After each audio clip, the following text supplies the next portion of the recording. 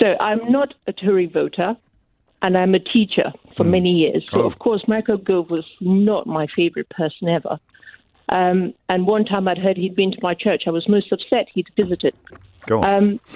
But anyway, 3 years ago, I applied for a visa for my father to come to the UK for some private medical care. Yes. We provided all the documentation necessary, and we got a rejection, which shocked me.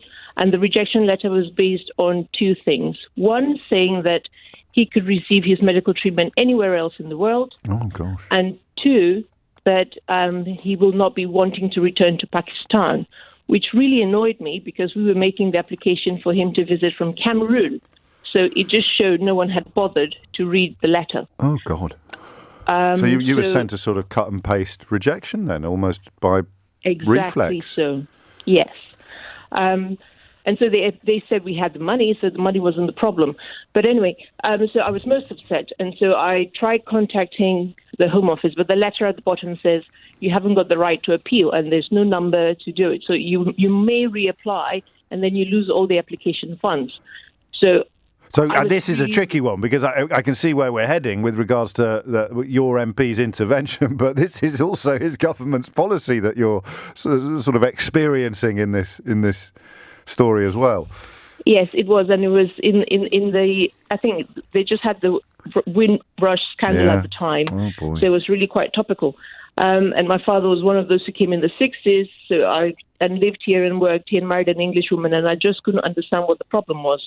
But anyway, so then I write to Michael Gove a very powerful letter, as powerful as I could make it. And within a week, he came up trumps. I got a call from the Home Office saying they'd had further information arrive. And I wondered what... So so this lady called me, but unfortunately by that point, since it was fairly urgent work, we'd arranged to take my father to India. Oh. So I got a call from the Home Office anyway saying he could come in. But then in my father's very stubborn nature, he said he won't be coming. Why would he come to a place where he wasn't welcome? So we went off to India. But considering how much I disliked Michael Gove, considering how much I resented the fact he went to my church. That really changed my opinion about Michael Gove. And now when I go to vote, even though I still don't vote for Michael Gove, and I know that my vote makes no difference whatsoever because it's a majority area. They weigh it in your constituency, don't they? I still feel guilty that I can't vote for him. I have to vote for the Lib Dem because of trying to do some kind of calculated voting.